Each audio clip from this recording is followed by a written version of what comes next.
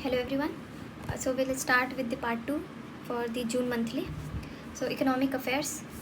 So passport affordability ranking ये लाई गई है by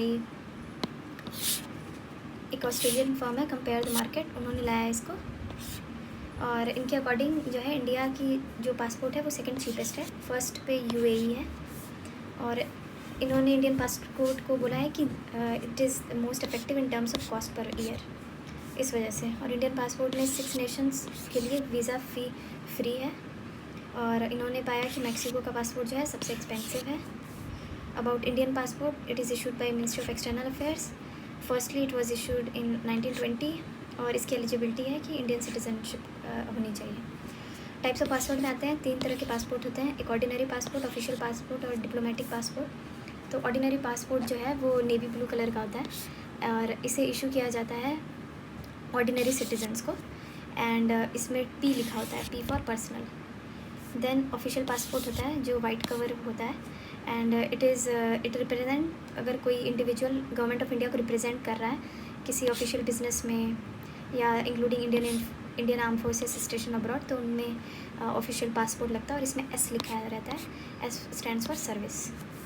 फिर वहीं जो थर्ड टाइप है डिप्लोमेटिक पासपोर्ट, तो ये मरून कवर का होता है और it is issued to Indian diplomats, member of parliament, member of union council of ministers. और इस पर कैपिटल डी लिखा होता है, D stands for diplomatic. Then we come to the next section जिसमें है स्टेट ऑफ वर्ल्ड पॉपुलेशन 2024। तो ये रिलीज़ किया है यूनाइटेड नेशन पॉपुलेशन फंड ने, UNPF।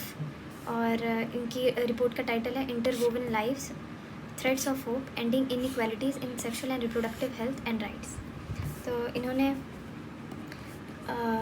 स्टडी जो भी इनकी रही है, तो इसमें मेजर हाइलाइट्स थे कि इंडिया जो है अभी पॉपुलेशन साइज़ में फर्स्ट रैंक पे है, इट हैज़ सरपास चाइना। और इंडिया का टोटल फर्टिलिटी रेट जो है 2.0 है एंड टू बर्थ पर वुमेन की ये फर्टिलिटी रेट है। वही लाइफ एक्सपेक्टेंसी मैन की 71 ईयर्स है और वुमेन की 74। देन कुछ स्टेप्स लिए गए हैं इम्प्रूव करने के लिए सेक्सुअल और रिप्रोडक्टिव हेल्थ, जैसे कि जननी सुरक्षा योजना, सरोगेसी अमेंडमेंट्स लाए गए हैं 2024 में। Despite apart from that marriage rate जो है, चाइल्ड मैरिज रेट, वो रिपोर्ट किया गया है eight 23% between in 2023।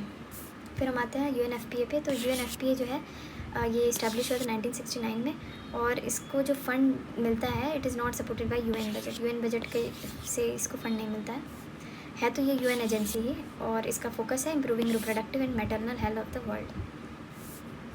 Apart from that इसमें और ज़्यादा कुछ इंपॉर्टेंट नहीं है, मीन्स पर्सपेक्टिव से है मोस्टली।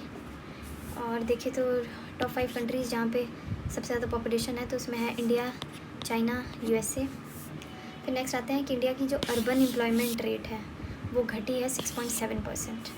तो ये किससे पता चला है? ये PLFS periodic labour force survey जो NSSO कंडक्ट कराती है उसमें आया है कि those who are aged 15+ in Indian metropolitan areas, तो उनकी एम्प्लॉयमेंट रेट 6.7% से घटी आई है।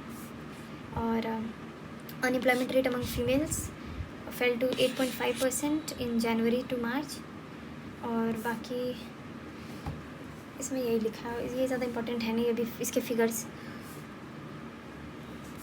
फिर हम आते हैं लेबर फोर्स पार्टिसिपेशन रेट जो है अर्बन एरियाज़ में, वो 15+ के लिए इंक्रीज़ हुआ 50% January to March, up from 48.5% previous year इसी टाइम ड्यूरेशन के अंदर 48.5 था, वहीं इस बार 50.2 है। देन PLFS जो है ये NSO कंडक्ट कराती है एंड इसमें जो की एम्प्लॉयमेंट और अनएम्प्लॉयमेंट इंडिकेटर्स हैं वो सर्वे किए जाते हैं, जैसे कि वर्कर पॉपुलेशन रेशियो क्या है, लेबर फोर्स पार्टिसिपेशन रेट क्या है, अनएम्प्लॉयमेंट रेट क्या है, तो ये सारी चीज़ें इससे पता चलती हैं। फिर लेबर फोर्स पार्टिसिपेशन रेट, वो लेबर फोर्स पार्टिसिपेशन रेट से हम क्या समझते हैं कि ये परसेंटेज है of person in labour force in the population, मतलब वर्किंग और सीकिंग और अवेलेबल फॉर ऑल, मतलब इसमें एम्प्लॉयड भी हो और जो अनएम्प्लॉयड है, मतलब वो विलिंग है वर्क करने के लिए, सर्चिंग फॉर वर्क है, उनको भी इंक्लूड किया था डिवाइडेड बाय पॉपुलेशन। तो ये लेबर फोर्स पार्टिसिपेशन रेट आ गया। वर्कर पॉपुलेशन रेट जो है उसमें एम्प्लॉयड बाय टोटल पॉपुलेशन लेते हैं, और अनएम्प्लॉयमेंट रेट जो है वो unemployed person by is divide person employed among the person in the labour force. जो लेबर फोर्स में टोटल पर्सन है उनमें से कितने अनएम्प्लॉयड हैं, उससे अनएम्प्लॉयमेंट रेट पता चलती है।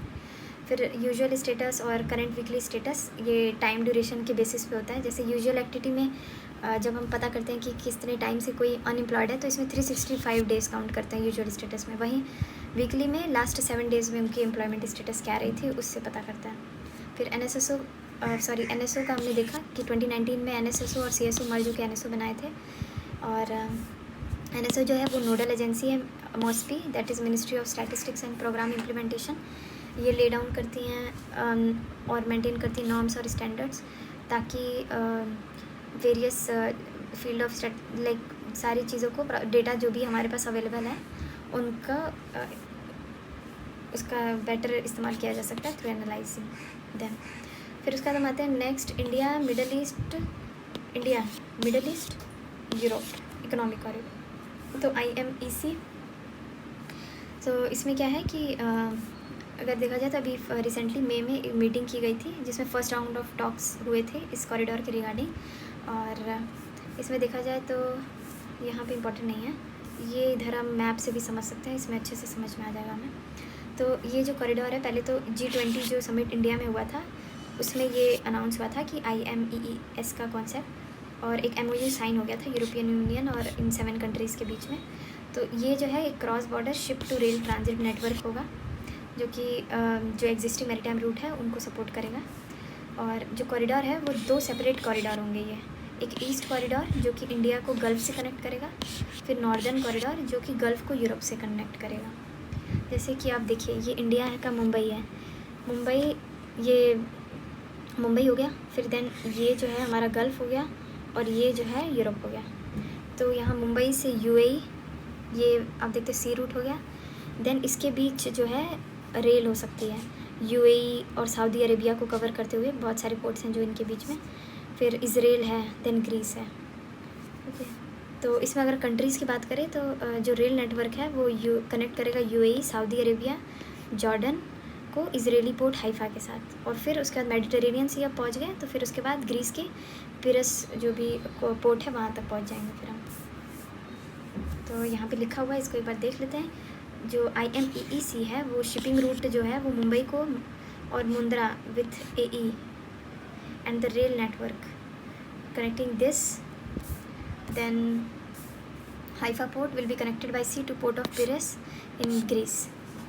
इंपॉर्टेंस क्या है इसका, तो इससे जर्नी टाइम जो इंडिया और यूरोप की है 40% घट जाएगी, ट्रांजिट केस भी 30% घटेगा। तो ये अच्छी अपॉर्चुनिटी है इंडिया के लिए टू रीच यूरोप। फिर नेक्स्ट है RBI ने एक गवर्नमेंट सिक्योरिटीज़ के लिए एक ऐप लॉन्च किया है, प्रवाह पोर्टल। तो प्रवाह पोर्टल का फुल फॉर्म देखिए तो platform for regulatory application validation and authorisation. तो इसमें जो है retail direct mobile app and fintech. Pravaah portal में एक सिक्योर और सेंट्रलाइज्ड वेब बेस्ड पोर्टल है जहाँ पे जो प्रोसेस है जिसमें हम ऑथराइजेशन, लाइसेंस और रेगुलेटरी अप्रूवल चाहते हैं कोई इंडिविजुअल इस प्रोसेस में ऑफ एक्वायरिंग गवर्नमेंट सिक्योरिटीज़, तो वो आसान होगी इसके थ्रू। इसके अलावा जो रिटेल डायरेक्ट स्कीम लाई थी RBI ने, उसके तहत इंडिविजुअल इन्वेस्टर्स भी डायरेक्टली इन्वेस्ट कर सकते हैं गवर्नमेंट सिक्योरिटीज़ में। जो सेंट्रल और स्टेट गवर्नमेंट सिक्योरिटीज़ है उसमें डायरेक्ट इन्वेस्ट कर सकते हैं। और इसके ही लिए NDS ओम प्लेटफॉर्म लाया गया था, that is negotiated dealing system order matching system, means RBI's screen based anonymous electronic order matching system for trading in government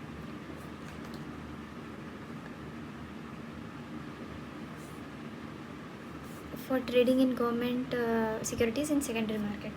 It provides following facilities to retail investors. NDS ओम में हम access कर सकते हैं, मतलब इसमें मेंटेन कर सकते हैं रिटेल डायरेक्ट गिल्ट अकाउंट और प्राइमरी इशुएंस उसका। गवर्नमेंट सिक्योरिटीज़ से हम क्या समझते हैं, जो गवर्नमेंट रेज़ करने के लिए फ़ंड जो इन्वेस्टमेंट इंस्ट्रूमेंट यूज़ करती है उसको गवर्नमेंट सिक्योरिटीज़ कहते हैं। और इन ऐप्स जो ला रही है उससे सिंप्लीफाई होगी बिकॉज एक यूज़र फ्रेंडली इंटरफेस होगा बाइंग और सेलिंग ऑफ सिक्योरिटीज़ के लिए, तो एक्सेसिबिलिटी बढ़ेगी गवर्नमेंट सिक्योरिटीज़ पे इन्वेस्टमेंट की।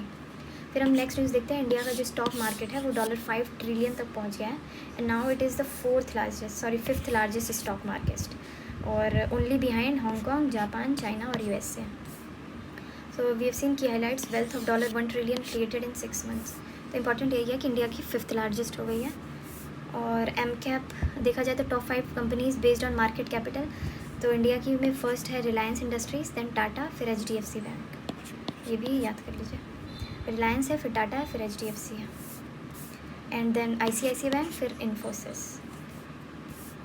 फिर इंडिया की export performance in 2023-24 ministry of commerce and industry ने पब्लिश की है इसके रिगार्डिंग रिपोर्ट, और इसमें देखा गया है कि मेजर गेंस जो है वो USA, UAE, चाइना और UK के मार्केट में मिला है, वहीं डिक्लाइन हुआ है इंपोर्ट फ्रॉम 124 कंट्रीज़। सो देखा जाए कि there is a slight decline of 3%।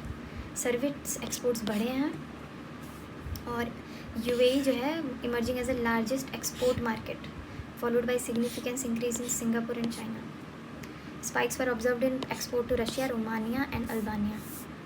इसके अलावा एक बार हम ये देखें इंडिया की ट्रेड परफॉर्मेंस मर्चेंडाइज में, सर्विसेज में और ओवर ट्रेड में। तो एक्सपोर्ट इंपोर्ट हर चीज़ का दिया हुआ है इसमें। देखिए मर्चेंडाइज का 2023-24 के लिए ये है, तो इसमें देख रहे हैं इंपोर्ट ज़्यादा है मर्चेंडाइज में हमारा, देन सर्विसेज में एक्सपोर्ट ज़्यादा है हमारा, और ओवरऑल देखा जाए तो इंपोर्ट ज़्यादा एक्सपोर्ट है, तो डेफिसिट है हमारा पास। की फैक्टर्स अफेक्टिंग इंडियाज़ एक्सपोर्ट, तो इंडिया का जो एक्सपोर्ट को मोस्ट एक्सपोर्टेड प्रोडक्ट्स जो इंडिया से बाहर जा रही हैं वो क्या हैं, तो 15.5 पेट्रोलियम प्रोडक्ट सबसे ज़्यादा है, फिर उसके बाद आता है जेम्स एंड ज्वेलरी, फिर है 6 टेक्सटाइल एंड गारमेंट्स। और टॉप ट्रेडिंग पार्टनर्स इंडिया के देखे जाएँ तो चाइना है, चाइना से हम देखें तो चाइना से इंपोर्ट ज़्यादा है और एक्सपोर्ट कम है, USA से एक्सपोर्ट ज़्यादा है और इंपोर्ट कम है, फिर UAE है, UAE से भी हमारा इंपोर्ट ज़्यादा है, रशिया से अगेन इंपोर्ट ज़्यादा है, मतलब डेफिसिट है, सऊदी अरेबिया से एक्सपोर्ट कम है, इंपोर्ट ज़्यादा है, डेफिसिट। तो चाइना सिर्फ USA को छोड़ के बाकी सबसे डेफिसिट ही है, जो 5 कंट्रीज़ को अभी देखा हमने उनसे। देन इनिशिएटिव्स लिए गए हैं एक्सपोर्ट प्रिपेयर्डनेस बढ़ाने के लिए इंडिया के लिए, जैसे कि new foreign trade policy launch की गई थी 2023 में, फिर इंटरेस्ट इक्वलाइजेशन स्कीम लाई गई, apart from that trade infrastructure for exports scheme, market access initiatives, remission of duties and taxes on export products, ये सारी चीज़ें लाई गई हैं। और डोमेस्टिक मार्केट को भी ग्रो कराने के लिए, ताकि वो एक्सपैंड करे और रीच करे ग्लोबली, ये सारी स्कीम्स लाई गई, जैसे कि PM Gati Shakti, national logistic policy, national industrial corridor development programme, industrial park rating system, productivity linked PLI, productivity linked incentive, make in India, startup, 1 district 1 product, national single window system, ये सारी चीज़ें लाई गई। तो एक्सपोर्टर्स जो हैं वो बेनिफिट करते हैं न्यू मार्केट प्रैक्टिसेस से, जिसकी वजह से फॉरेन करेंसी होती है, एम्प्लॉयमेंट जनरेशन होता है, बैलेंस ऑफ पेमेंट अच्छा होता है, ट्रेड डेफिसिट घटती है। फिर हम आते हैं P note investment in Indian market. P note मतलब पार्टिसिपेटरी नोट, और पार्टिसिपेटरी नोट जो है वो होता क्या है, ये एक फाइनेंशियल इंस्ट्रूमेंट है जो कि इन्वेस्टर्स जो या फिर हेज फंड्स, मान लीजिए एक इन्वेस्टर्स है, ठीक है, वो इन्वेस्टर यूज़ करेगा ताकि वो इंडिया की सिक्योरिटीज़ में इन्वेस्ट कर सके। अगर कोई P नोट इन्वेस्टमेंट करता है, मतलब पार्टिसिपेटरी नोट में इन्वेस्टमेंट करता है, तो उसको ज़रूरत नहीं होगी सेबी से रजिस्टर करने के लिए, तो इसका ये एडवांटेज है। Investment flowing in through participatory note are considered as offshore derivative investment, और इससे फीचर्स मोस्टली लिखे हुए हैं, उतना इंपॉर्टेंट नहीं है। देन हम देखते हैं इंडिया की first multi modal logistic park जो है वो चेन्नई में बनी है। चेन्नई में भी कहाँ बनी है, मपेडू नियर चेन्नई, जून में ही आया है ये तिरुवल्लुर डिस्ट्रिक्ट में है। देन ये इसका एम है to deliver efficient logistic services, it is set to become a central logistics hub in southern India. MMLP से हम क्या समझते हैं, मल्टी मॉडल लॉजिस्टिक पार्क से, ये इकोनॉमी में बहुत बड़ा रोल प्ले करता है, क्योंकि इसका फोकस होता है कि एफिशिएंसी बढ़ाएं लॉजिस्टिक सेक्टर्स की, और रेशनलाइज करे इसका कॉस्ट और इन्हेंस करे कॉम्पिटिटिवनेस। ये इसका एडवांटेजेस वगैरह मेन से रिलेटेड हो जाएगा। देन हम आते हैं India to become world's 3rd largest e-commerce market by 2030। ये कहाँ पे आया है, तो ये इन्वेस्ट इंडिया ने फोरकास्ट किया है, और इंडिया की जो ई मार्केट साइज़ जो है करेंटली $70 बिलियन है, जो कि 7% of the nations overall retail market है। ई कॉमर्स से हम क्या समझते हैं, इलेक्ट्रॉनिक कॉमर्स। यहाँ पे क्या होता है, it is the activity of electronically buying और selling products on online services और over the internet. E commerce सबसे बड़ा सेक्टर है of the electronics industry as in and is in turn driven by technological advances of the semiconductor industry. और देखा जाए types of e commerce, तो rise of digital economy, India currently has second largest internet user base. तो हमारे पास already एक कह सकते हैं कि पुश फैक्टर है, जिसकी वजह से ई कॉमर्स इंडस्ट्री हमारी काफ़ी बढ़ सकती है। देन गवर्नमेंट इनिशिएटिव्स भी रहे हैं जिनकी वजह से ये प्रमोट होती हैं, जैसे ONDC, open network for digital commerce, जिसकी वजह से इक्वल अपॉर्चुनिटी मिलेगी MSMEs को भी, ताकि वो compete कर सके बिग ऑर्गेनाइजेशन से। देन गवर्नमेंट ने भी अपना ई मार्केट प्लेस किया है, जिसमें कि गवर्नमेंट प्रोक्योर करेगी और उसको मार्केट करेगी। Then fast track digital agri lending, so NABARD और RBI की जो इनोवेशन है वह उन्होंने मिल के एक प्लेटफॉर्म बनाया है ताकि एक फास्टर प्रोसेसिंग हो सके एग्रीकल्चर लोन्स की। तो ये नाबार्ड और RBI का इनोवेशन हब पार्टनरशिप है, जिससे एग्रीकल्चर लैंडिंग फास्ट होगी। तो EKCC loan organisation origination system portal जो है उसके तहत है। नाबार्ड जो है 1982 में बना था, इसके फर्स्ट चेयरमैन श्री साजी केवी थे। And then RBI innovation hub establish कब हुआ था? 2021 में हुआ था। नाबार्ड जो है ये ऑल इंडिया फाइनेंशियल इंस्टीट्यूशन है, ये एक एपेक्स रेगुलेटरी बॉडी है जो कि सुपरवाइज करती है RRBs को, स्टेट कोऑपरेटिव बैंक्स को, डिस्ट्रिक्ट सेंट्रल कोऑपरेटिव बैंक्स को। And through NABARD act 1981 it was found. ये किसके अंदर आता है? Department of financial services, ministry of finance, Mumbai जो है इसका हेडक्वार्टर है। फिर इसके अलावा हम देखते हैं IREDA, ये रिन्यूएबल एनर्जी की मतलब ये एक नॉन बैंकिंग फाइनेंशियल इंस्टीट्यूशन है जो कि प्रमोट करती है और डेवलप करती है extending financial assistance for projects जो कि रिलेटेड है न्यू और रिन्यूएबल सोर्सेस ऑफ एनर्जी से। तो IREDA को नवरत्न स्टेटस मिला है। तो नवरत्न स्टेटस जो है एक तरह का रिकग्निशन है। हमने पिछले मंथली में भी देखा कि जो पब्लिक सेक्टर इंटरप्राइजेज हैं वो 3 भाग में डिवाइडेड हैं, एक है मिनी रत्न, नवरत्न और एक महारत्न। मिनी रत्न के अंदर भी 2 कैटेगरीज हैं। तो नवरत्न का स्टेटस दिया गया है IREDA को। तो हमने देखा था कि इसका क्राइटेरिया डिपेंड करता है कितना इन्वेस्टमेंट है एंड देन कितना टर्नओवर है, कितने स्केल पे वो कंपनी फंक्शन कर रही है, तो उसके बेसिस पे ये कैटेगराइज होते हैं।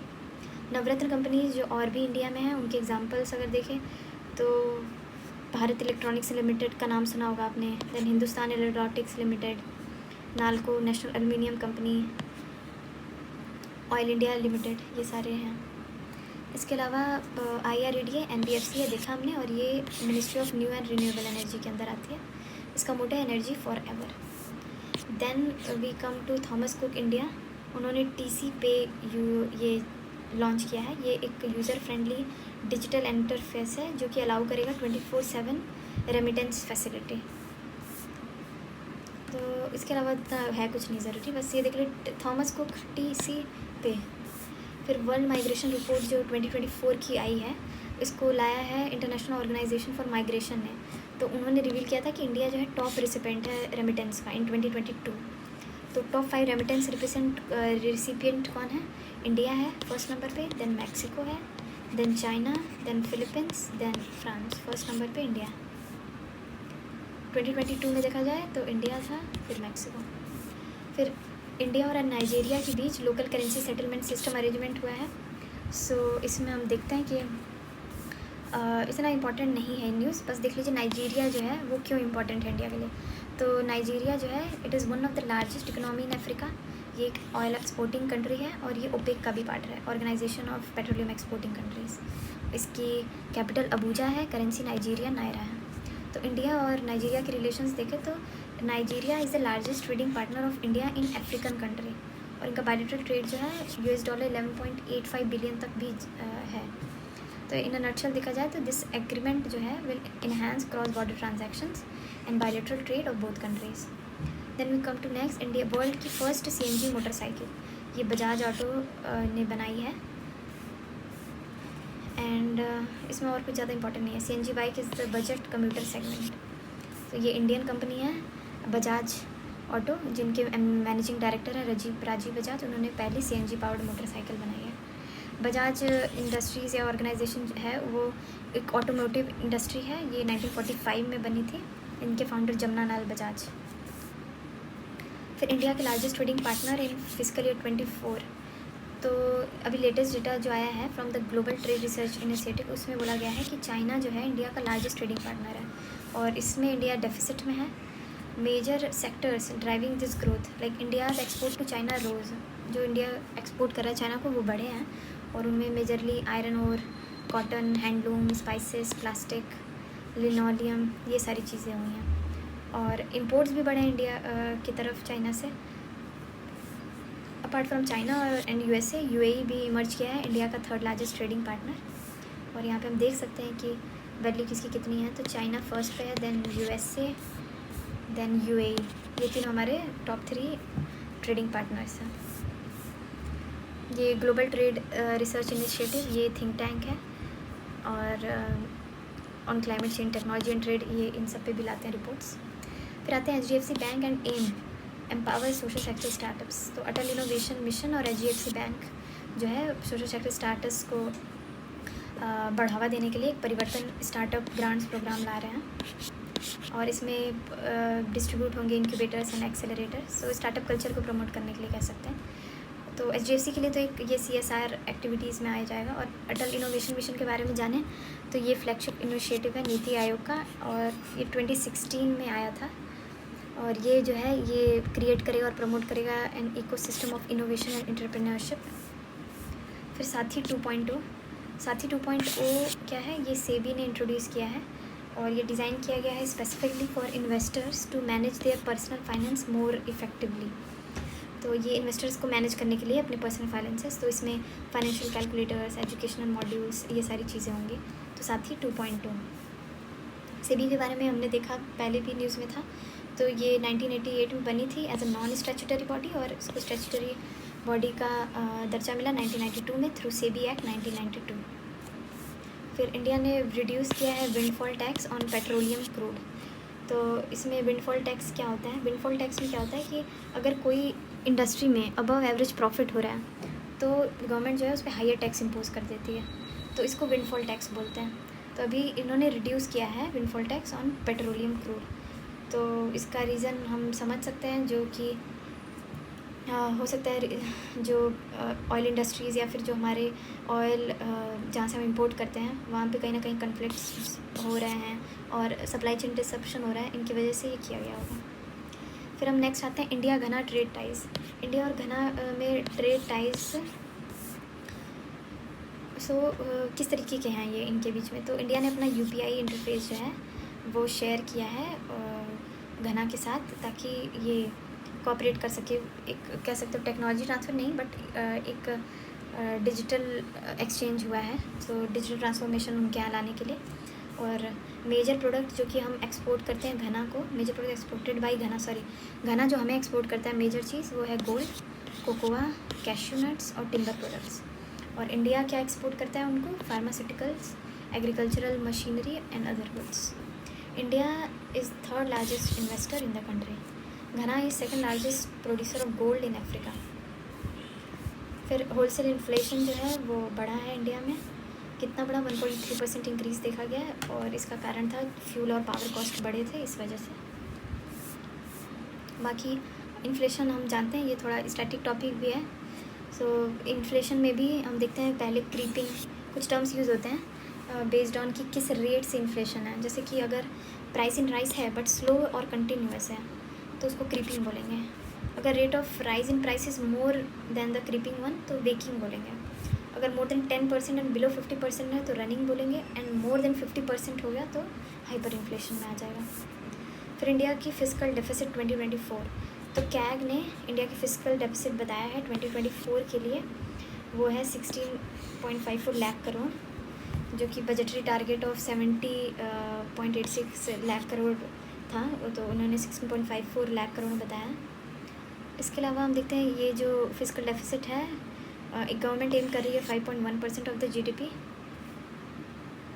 और 5.1% एम है हमारा, बट करेंटली कितना है 5.6% of the GDP। Fiscal deficit क्या होता है, total expenditure minus total receipt excluding the borrowings. फिर टाइम मैगजीन ने global 100 most influential company list जारी की है। सो इसमें टॉप 5 जो कंट्रीज़ थी वो मतलब कैटेगरीज जो कंपनीज़ की थी उसको 5 क्लासेस में डिवाइड किया। जो सबसे ऊपर थी वो titans, then leaders, disruptors, innovators, pioneers.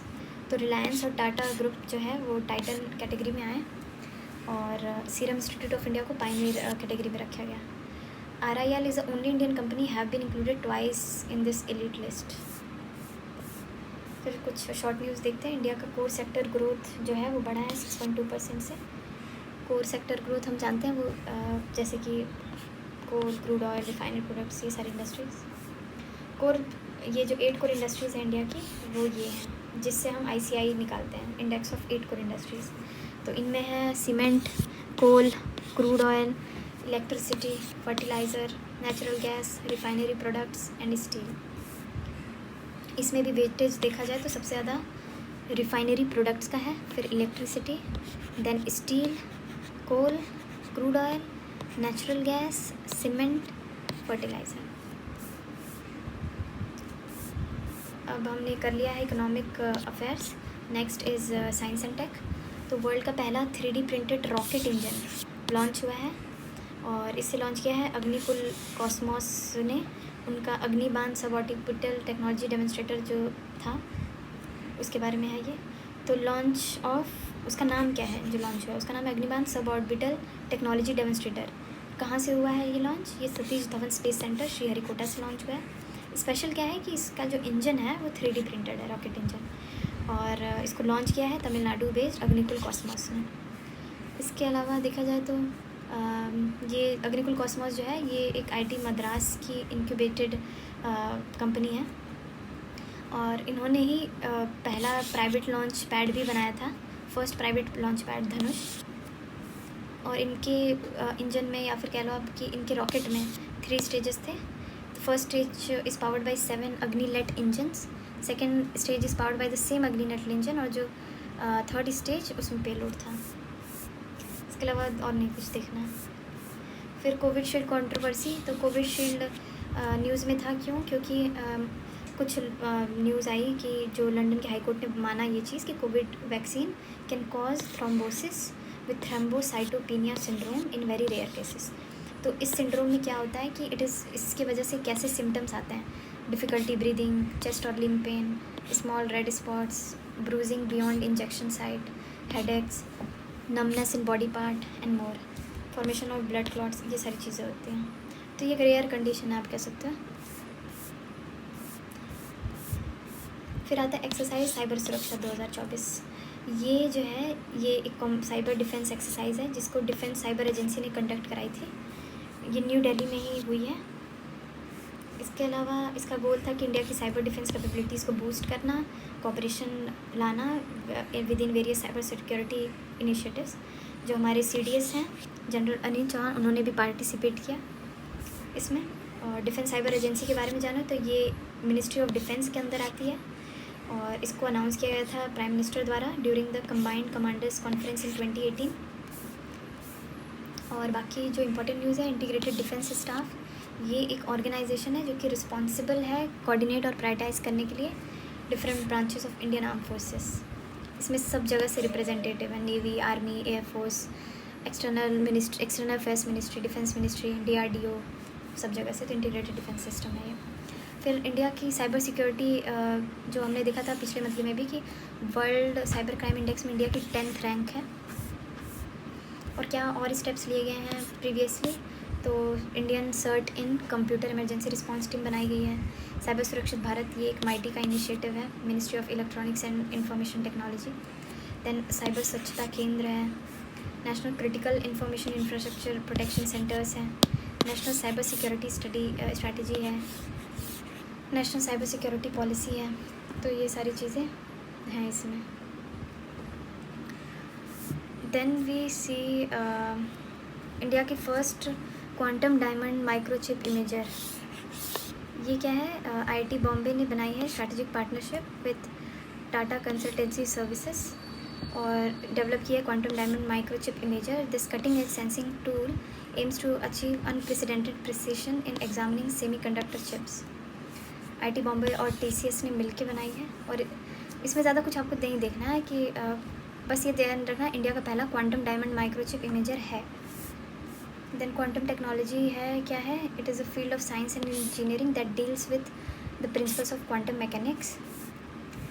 इन डेप्थ में नेशनल क्वांटम मिशन जो हम प्रीवियसली भी देख चुके हैं। Then comes draft digital competition bill. तो ड्राफ्ट डिजिटल कंपटीशन बिल लाया गया है, किसने रिलीज़ किया है? Committee on digital competition law, March में। Name digital competition bill 2024। इसका बैकग्राउंड देखें तो committee on digital competition law, European Union has already made digital markets act, and then ये इतना इंपॉर्टेंट नहीं है इसलिए मैं जल्दी से आगे बढ़ाते रहे। First Indian space tourist after Rakesh Sharma, ये बनेंगे गोपी थोटुपुरा। तो इन्होंने मई में एक रिक्रिएशनल ट्रिप ली बाय ब्लू ओरिजिन का स्पेस क्राफ्ट, और ये फर्स्ट स्पेस टूरिस्ट बने इंडिया के, और second person after Rakesh Sharma to go to space. तो करमन लाइन को क्रॉस करने के बाद स्पेस शुरू होता है। करमन लाइन जो है वो 62 माइल्स अबव मीन सी लेवल है, जो कि बॉर्डर करती है अर्थ के एटमॉस्फेयर को और बिगनिंग ऑफ स्पेस। तो इसमें हम देखिए करमन लाइन कहाँ है, तो ट्रोपोस्फेयर, स्ट्रेटोस्फेयर, मीजोस्फेयर, देन ये है Karman line, then thermosphere, exosphere. Then national workshop on technology innovation in cyber physical systems, ये क्या है? टिप्स, ये ऑर्गेनाइज़ किया है department of science and technology ने, और it was held under the aegis of national mission on interdisciplinary cyber physical systems, organised by DST, ministry of science and technology, organised at technology innovation hub. It is part of national mission on interdisciplinary cyber physical systems. Ekta Kapoor mission director हैं इसकी। Then deep tech से हम क्या समझते हैं? It refers to advance technologies based on some form of substantial scientific और engineering innovation. Then FSSAI ने warn किया है against use of calcium carbide for fruit नाइटनिंग। तो उन्होंने फसाई ने बोला है कि इसके बजाय आप इथाइलिन गैस को यूज़ करें, बिकॉज उसके इट इज़ नॉट सेफ़र। और इथाइलिन गैस जो है एक नेचुरल हार्मोन है जो कि फ्रूट्स में को हेल्प करता है राइपनिंग प्रोसेस में।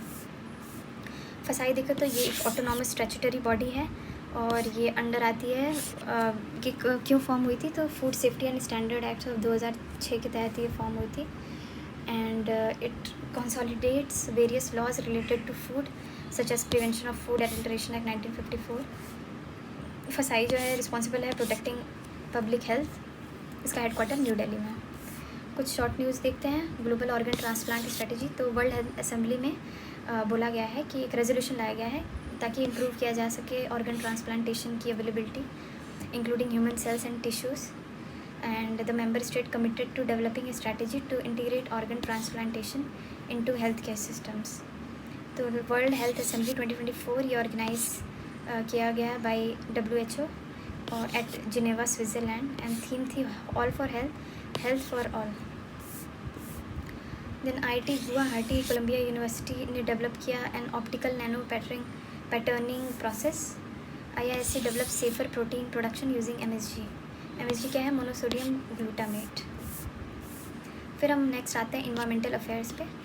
तो इन्वायरमेंटल अफेयर्स में देखा जाए तो world wild life crime report 2024 आया है, इसे रिलीज़ किया है united nation office on drugs and crime, और ये 3rd एडिशन ही है सिर्फ। तो इसमें ट्रेंड्स बताए गए हैं जो इलिसिट ट्रैफिकिंग होती है प्रोटेक्टेड वाइल्ड लाइफ एनिमल्स की, स्पीशीज़ की, उनके बारे में।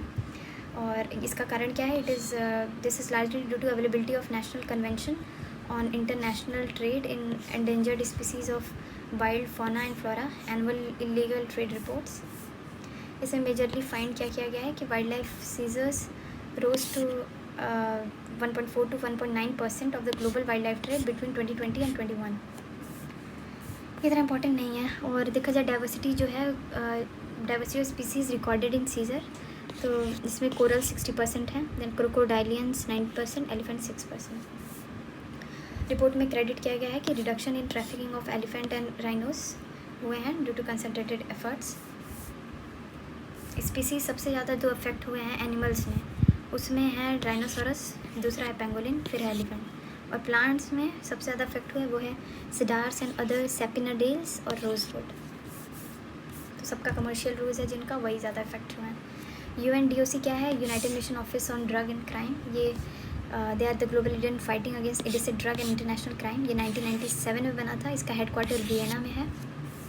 इसके अलावा और भी ऑर्गेनाइजेशन है जो वाइल्ड लाइफ कंजर्वेशन पे काम करते हैं, जैसे कि IUCN जो कि 1948 में बना था, और इसको कंफ्यूज मत करिएगा कि UN का पार्ट है, ये UN का पार्ट नहीं है, ये गवर्नमेंट और सिविल सोसाइटी ऑर्गेनाइजेशन है। ये एज ऑब्जर्वर ज़रूर काम कर सकता है जो UN की या अदर ऑर्गेनाइजेशंस की मीटिंग है। इसके अलावा वाइल्ड लाइफ क्राइम को प्रोटेक्ट करने के लिए इंडिया में भी कुछ इनिशिएटिव्स लिए गए हैं, जैसे कि wildlife protection act 1972, then protected areas, financial assistance, wildlife crime control bureau, और इंडिया के एग्जिस्टिंग लॉज जो हैं वो है environment protection act 1986 and biological diversity act 2002। फिर नेक्स्ट है 26th meeting of the committee for environmental protection. ये क्या है? तो इंडिया ने अभी सक्सेसफुली कंडक्ट किया है, इन्होंने होस्ट किया था 46th Antarctic treaty consultative meeting. कहाँ पे? कोची में किया था, और इसको ऑर्गेनाइज किया गया था by ministry of earth sciences, government of India और NCPOR गोवा। NCPOR का फुल फॉर्म है national centre for polar and ocean research Goa. इसके की हाईलाइट देखा जाए तो हमारा जो थीम था वसुधैव कुटुंबकम का, उस पर फोकस था, और अंटार्कटिक ट्रीटी को प्रमोट करने की बात कही गई थी कि it is for peace, scientific operation, preservation of Antarctica for mankind.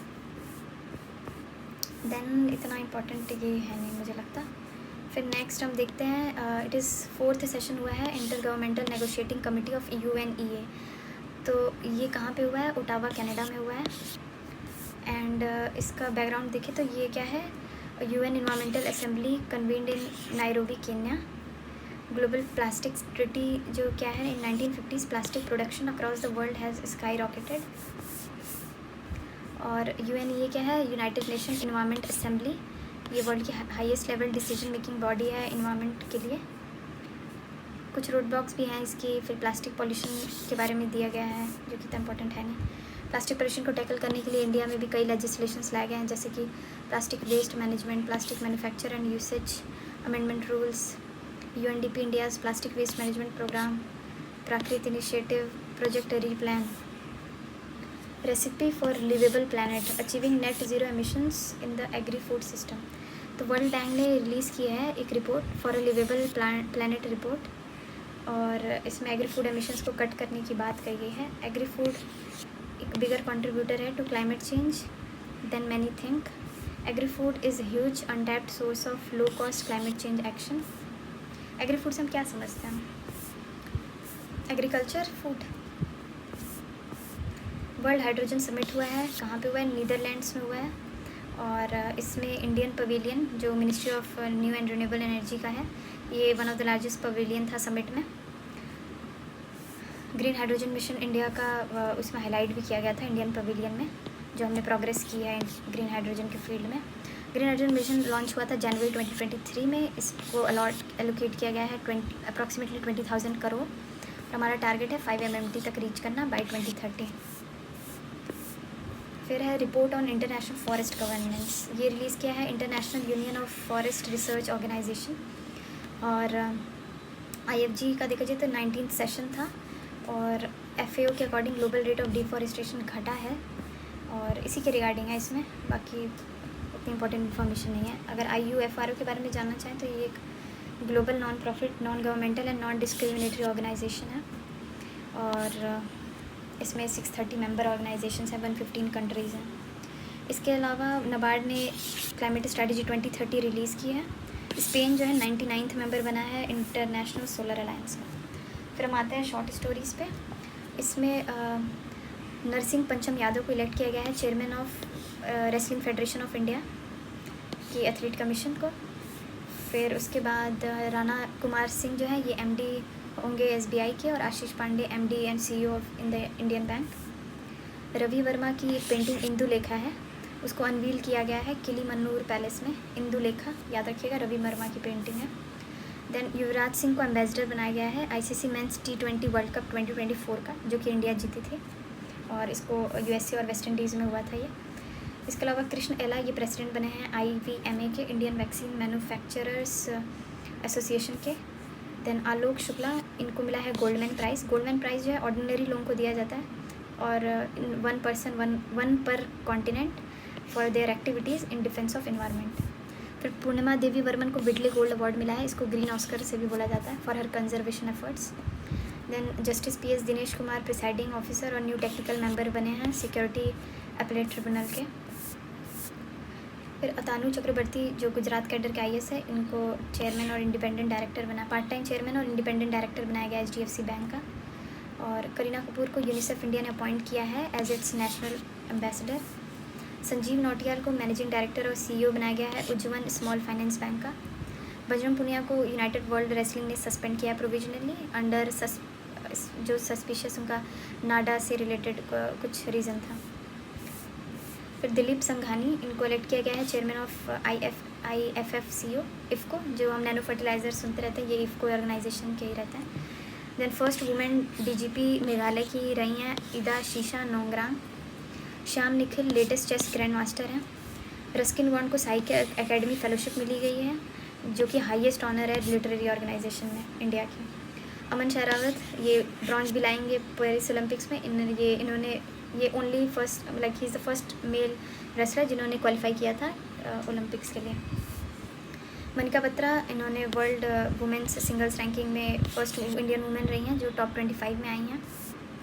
Then Kapil Sibal को इलेक्ट किया गया है president of the supreme court bar association. Rishabh Gandhi MD and CEO for 5 years बने हैं of IRDAI insurance regulatory and development authority of India.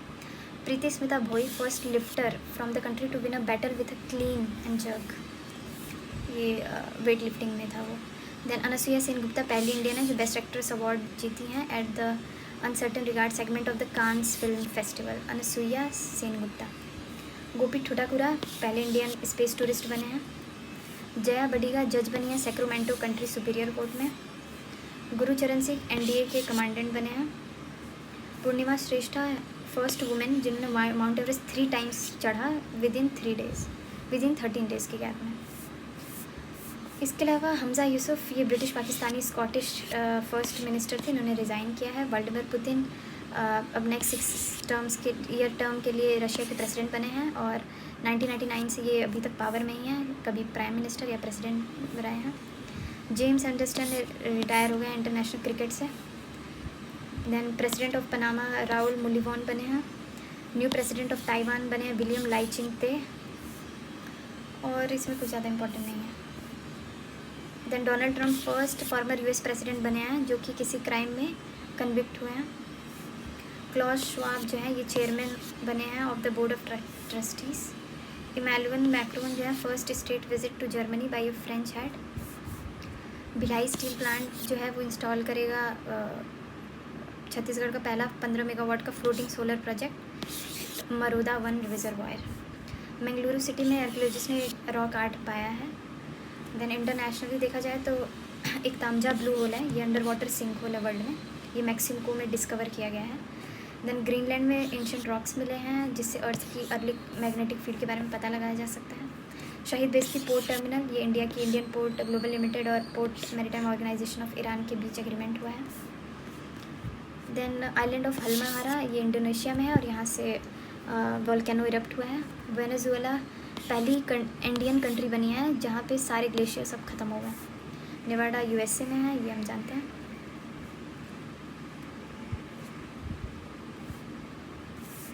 Then Thiruvananthapuram international airport जो है ये इसने अचीव किया है zero waste to landfill certification. South Korea ने first space agency बनी है जो लॉन्च इट्स फर्स्ट, उन्होंने अपना फर्स्ट स्पेस एजेंसी लॉन्च किया है और वो मार्स पे लैंड करने का सोच रहे हैं बाय 2045। देन होलंगबार गिब्बन सेंचुरी, ये आसाम में आई है।